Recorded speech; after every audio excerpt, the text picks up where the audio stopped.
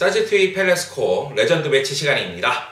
저는 스포티비 축구 해설위원 송영주고요. 제 옆에는 DB7의 박민달 코치입니다. 네, 저희가 레전드 매치 챔피언스 리그 미라클 시리즈를 계속 다뤄왔는데요. 네. 깜누의 기적, 리아소르의 기적, 그리고 오늘은 이스탄불의 기적입니다. 네, 이스탄불의 기적은 아마도 여러분들이 많이 보셨을 경기입니다. 그쵸. 네. 아무래도 최근에 펼쳐지기도 했었고, 아무래도 굉장히 빅스타가 많았었습니다. 카카라든가 말디니, 네스타 이런 선수들이 뛰면서 제라드도 있었고요. 그래서 이런 선수들이 뛰면서 굉장히 뜨거운 화제가 되었던 경기고, 저도 그날 밤새면서 봤던 경기 중에 하나입니다. 네. 네.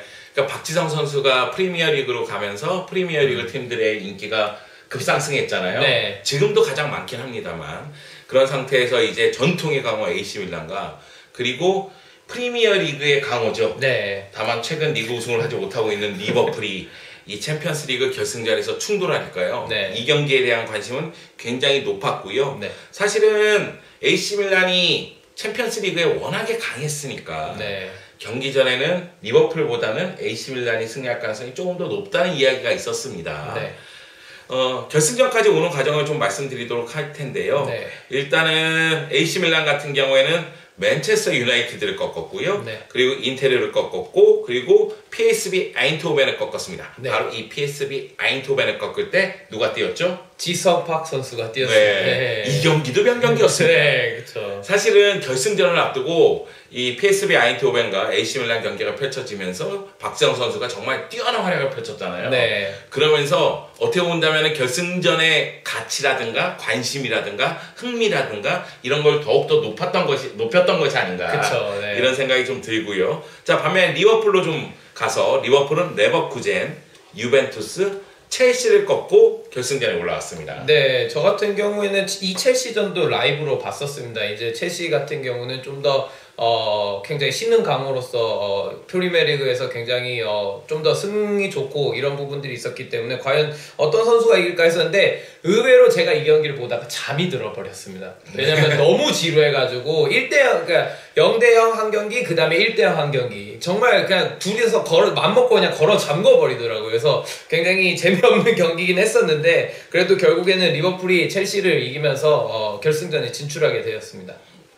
이 첼시와 리버풀의 경기는 정말로 능구렁이 감독들이 네. 야 들어와 그런데 안 가 그러고 있다 보니까 네. 골이 많이 안 틀어졌던 네. 그런 경기였고요. 네. 자, 이제 밀란과 리버풀의 경기. 네. 사실 전반전은 말 그대로 밀란의 화력쇼였어요. 네, 특히 제가 그 경기를 정말 밤새면서 봐서 아주 또렷이 기억이 나는데 트라오레 선수가, 지미 트라오레 선수가 굉장히 좀 흔한 말로 이제 구멍 역할을 많이 해줬었습니다. 그래서 왼쪽 측면 수비가 굉장히 불안해지면서 오른쪽으로 돌아 나가는 셰프첸코를 거의 막지를 못하는 네. 상황들이 굉장히 많이 나왔었거든요. 그러다 보니까 1분 만에 트라오레가 쓸데없는 파울을 하면서 세트피스를 허용했고, 세트피스는 또 피를로가 있지 않습니까? 그래서 피를로 선수의 킥력에 의해서 말디니를 놓치면서 1분 만에 실점하면서 AC 밀란 쪽으로 완전히 급격하게 기우는 경기 분위기가 되더라고요. 예. 사실 챔피언스리그 결승전 경험도 AC 밀란이 훨씬 많지 않습니까? 예. AC 밀란이 그 전에 챔피언스리그 우승을 차지하지 않았습니까? 네. 그렇기 때문에 이 챔피언스리그 결승전에서 리버풀 입장에서는 어떻게 해서든 경기 초반에 대등하게 가져갔어야 돼요. 네. 그런데 경기 시작하자마자 마이디니가 나는 스트라이커였어. 그런 슈팅을 시도하면서 골을 기록했으니까 그쵸. 바로 리버풀이 무너지는 장면이 나왔고요. 네. 그때부터는 저는 말 그대로 AC 밀란 공격수 3명 그쵸. 크레스포, 세브첸코, 카카이쇼에 눈을 감을 수가 없었어요. 네. 진짜 삼각편대가 역습을 할 때 정말 신나게 하더라고요. 그래서 크레스포가 골을 넣을 때는 이 삼각편대가 정말 딱딱딱 주고받으면서 크레스포에게 두 번의 찬스를 굉장히 오픈 찬스를 주면서 크레스포가 손쉽게 골을 넣는 장면들이 많이 나왔었습니다. 네. 네. 이런 측면으로 좀 생각을 해봐야 될 것 같아요. 전반전은 오히려 리버풀 입장에서는 3골로 멈춘 것이 다행이었어요. 그쵸. 예. 그러니까 세브첸코 골이 업사이드 되는 것도 있었고, 네. 그리고 크레스포가 미친 듯이 달려나가면서 골을 기록하고 있었고, 네. 카카가 정말로 전성기 시절의 카카는 아름답다 못해 빛이 났습니다.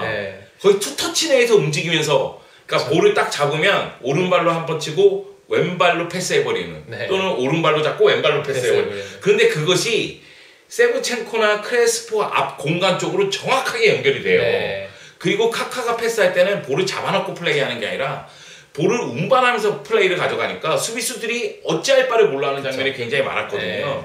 특히 이제 히피아 같은 경우에는 완전히 무너지는 네. 그런 장면도 있었고요. 그쵸, 네. 그러다 보니까 상당히 어려움을 겪었는데 네. 확실히 밀란이 강하다 네. 이런 사실을 느낄 수가 있었고 네. 밀란이 그 전에 2003년도 제가 좀 전에 그 전 시즌이라고 말씀드렸는데 그 전 시즌은 이제 포르투가 무리뉴 감독이 우승하면서 네, 이제 첼시를 이끌게 되는 계기가 됐고 네. 2003년도 그러니까 2002-2003 시즌에 AC 밀란이 유벤투스를 꺾고 우승을 차지하면서 네. 결승전 경험이 있는 선수들이 대다수가 결승전에서 뛰었거든요. 네. 그러다 보니까 리버풀을 상대로 굉장히 노련하게 플레이를 가져갔던 것이 아닌가 네. 그런 생각이 듭니다. 네. 그러다 보니까 이제 카카에 대한 뭔가 대비책이 필요했던 것 같아요. 그리고 카카와 그다음에 트라우레의 측면 공간을 자꾸 내주는 부분들이 필요하다 보니까 그 이후에 이제 굉장히 교체를 좀 단행하게 됩니다. 그래서 전반이 끝나고 나서 스티브 피넌 선수를 빼고 하만 선수를 투입하면서 수비형 미드필더를 완전히 보란치로서 역할을 해서 카카 선수를 거의 전담 마크하게 만들고 트라우레 선수가 측면에서 불안했으니까 안쪽으로 당겨 쓰면서 리세 선수를 내리고 트라우레와 히피아 그리고 캐러거를 오른쪽 풀백으로 돌리는 그런 식으로 이제 경기를 이제 후반전에 꾀하게 되었죠. 네. 베니테스 감독의 임기응변이 빛나는 장면이었죠. 네. 그리고 아마도 전반전 끝나고 나서 베니테스 감독이 할 수 있다는 자신감을 심어줬을 것으로 보이고 네. 그런 상태에서 드디어 제라드 타임이 돌아옵니다. 그쵸. 네, 제라드 쇼가 시작됩니다. 네, 제라드가 이제 공격적으로 그 이후에 굉장히 많이 나갈 수 있었는데 그 이유가 바로 하만의 존재였다고 저는 봐요. 그래서 알론소가 좀 더 중원에서 좀 더 밸런스를 책임지고 제라드가 좀 더 공격적으로 나가면서 바로스나 슈미체르에 대한 공격에 대해서 서포트를 많이 할 수 있는 상황들이 많이 나올 수 있었다고 보거든요. 그래서 제라드가 많이 공간으로 침투하게 되었고 그 공간으로 침투했을 때 리세 선수가 왼쪽에서 크로스 올려주면서 헤더골로 득점을 성공하면서 리버풀의 첫 골이 이제 반격이 시작이 되었었습니다. 네.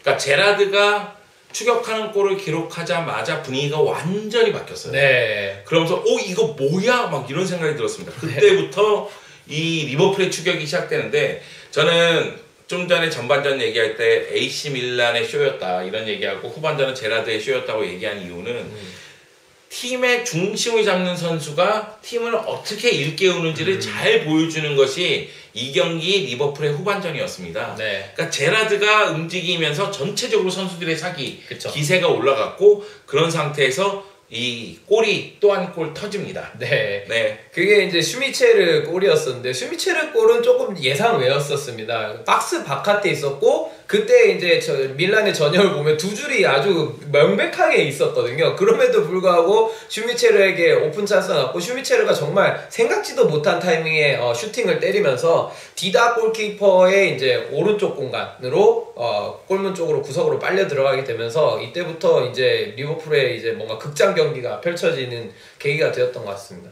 네. 사실은 이런 측면이 좀 있어요. 그러니까 제라드의 기세에 의해서 깨어난 리버풀은 조금 더 무언가 만들고 세밀한 플레이를 가져가고 그리고 정밀한 플레이를 통해서 AC 밀란의 뒷공간을 완전히 뚫어내고 이런 스타일은 아니었어요. 네. 그러니까 수미체르의 한 방 빵! 네, 그렇죠. 그리고 이제 마지막 순간에는 결국은 제라드가 이 가투스의 반칙을 거의 유도해내면서 네, 페널티킥에 의해서 이제 또 한 번 알론소가 골을 기록하거든요. 그래서 결국은 제라드가 헤더를 기록하고 그 다음에 스미체르가 중거리 슈팅하고 알론소가 페널티킥에 의해서 후반전에 리버풀이 3골을 만들어냅니다. 네. 그것이 54분부터 60분까지의 과정이에요. 네. 단 6분 만에 네. 6분 만에 승부를 원점으로 돌렸고 네. 그것이 리버풀의 진정한 힘이 아니었던가 이런 생각이 들고 그리고 저희가 지난 시간에 그런 얘기를 했잖아요. 리아소르에 기적할 때 AC 밀란 선수들이 대체 이 경기가 어떻게 끝났는지 모르겠다 이런 얘기 했는데 이 경기 끝난 다음에도 AC 밀란 선수들이 네, 그렇죠. 후반전에 어떤 일이 일어났는지 도저히 몰랐다. 대응할 수가 없었다. 뭐 네. 이런 얘기를 했었거든요. 네. 그러니까 자기들은 패하지 않을 거라고 생각을 하고 있었는데 그쵸. 결국은 후반전에 3대3이 되니까요. 네. 뭐 그 이후로는 굉장히 박빙의 승부가 펼쳐졌습니다. 물론 AC 밀란의 공격력이 조금 더 뛰어난 부분이 확실히 존재했었습니다. 카카라든가 셰브첸코가 굉장히 스피디한 운영을 했었고 파괴력이 굉장히 좋았었기 때문에 좀 더 슈팅을 많이 한 쪽은 밀란이었지만 두 덱이 연장전에서 굉장히 많은 선방들을 해주면서 PK까지 끌고 가는 그런 기염을 토했었죠. 예. 네, 그러면서 이제 승부차기가 시작이 되죠. 네. 저는 승부차기 보기 전에 이미 리버풀이 우승할 거라고 예상을 했어요. 왜냐하면 축구는 연속성 상황에서 마지막 순간에 마침표를 누가 찍느냐가 그렇죠. 가장 중요하거든요. 네. 그런데 경기 내용을 봤을 때 전반전에 밀란이 압도했단 말이에요. 네. 그리고 무려 3골을 넣었어요. 네. 근데 후반전에 따라잡을 수 없을 것 같은 스코어를 리버풀이 따라잡았습니다. 그러니까 네. 리버풀 선수들은 이미 기세가 너무 많이 올랐고 AC 밀란 선수들은 이게 어떻게 되는지 잘 모르고 있는 상황이고 물론 가능성이 한 가지 있는 건 디다가 이 알론소의 페널티킥을 한 차례 막았다가 알론소가 다시 처리한 거잖아요. 그래서 승부차기 가면 디다가 좀 더 활약할 수도 있지 않을까 이런 생각이 들었습니다만 두 덱의 댄스가 있었죠. 네. 이거는 정말 꼭 보셨으면 하는 장면 중에 하나입니다. 제가 이때 학생이었었는데 이때 이 두 덱의 선방쇼를 보고 나서 모든 저의 친구들은 골키퍼를 볼 때 두 덱이랑 똑같이 따라 했었습니다. 네. 그러면서 결국 리버풀이 밀란을 상대로 승부차기에서 3대2로 승리를 거두게 됩니다. 네. 이 경기 정말 다시 보고 싶네요. 네. 저는 이 경기를 아직도 풀 경기로 소장을 하고 있습니다. 네. 소장할 만한 경기죠. 그쵸. 네. 사실 이 경기 끝나고 나서 그런 생각도 좀 들었어요. 카카가 정말 열심히 뛰었거든요. 네. 그러니까 카카는 2년 전에 AC 밀란이 챔피언스리그에서 우승할 때 AC 밀란에 없었어요. 그래서 비기어를 들지 못했었거든요. 네. 그래서 카카는 정말 열심히 뛰었는데 말딘이나 이런 선수들이 많이 안 뛰었다는 건 아닙니다만 이미 비기어를 들어본 경험이 있기 때문에 조금 나태해졌던 거 아니야? 뭐 이런 얘기를 했던 기억이 나는데요. 이 시즌이 끝나고 나서 좀 우에파에서 룰을 변경하는 그런 계기가 되었던 게 있습니다. 이제 리버풀 같은 경우에는 이 시즌에 이제 4위권 바깥으로 나가면서 챔피언스 리그를 못 나가게 되는 상황이 있었거든요. 왜냐하면 우에파에서 우승팀이 다음 챔스에 진출한다라는 조항이 확정이 돼 있었지 않았기 때문에 그래서 이 부분이 논란이 되었었고 우에파 내부에서 회의를 거쳐서 결국에는 리버풀이 다음 시즌을 진출하되 웨일즈에 있는 1라운드 팀과 플레이오프를 거쳐서 진출하는 걸로 되었고 그 이후에 다시 룰을 수정해가지고 챔피언스 리그 팀은 다음 시즌에 챔피언스 리그를 다시 출전한다라는 조항을 신설하게 된 그런 우에파 챔피언스 리그 시즌이었었습니다. 네, 디펜딩 챔피언이 방어전을 치러야죠. 그쵸. 디펜딩 챔피언이 그 무대에 없으면 그쵸, 재미가 없죠. 그쵸, 그러다 보니까 이제 룰이 바뀌게 되는 계기가 됐던 것 같고요. 네. 사실 이스탄불의 기적 같은 경우에는 아직도 그때의 짜릿함이 기억이 나서 그런지 몰라도 좀 흥분했어요. 그러다 보니까 저희가 조금 정보 쪽에서 실수한 부분도 있고 그리고 좀 말도 버벅거리는 부분도 있었는데요. 네. 그만큼 이 경기가 여러분에게 꼭 추천해주고 싶은 경기이라는 거죠. 그쵸. 그러니까 여러분이 꼭 이 경기를 한번 찾아봤으면 하는 바람이 있습니다.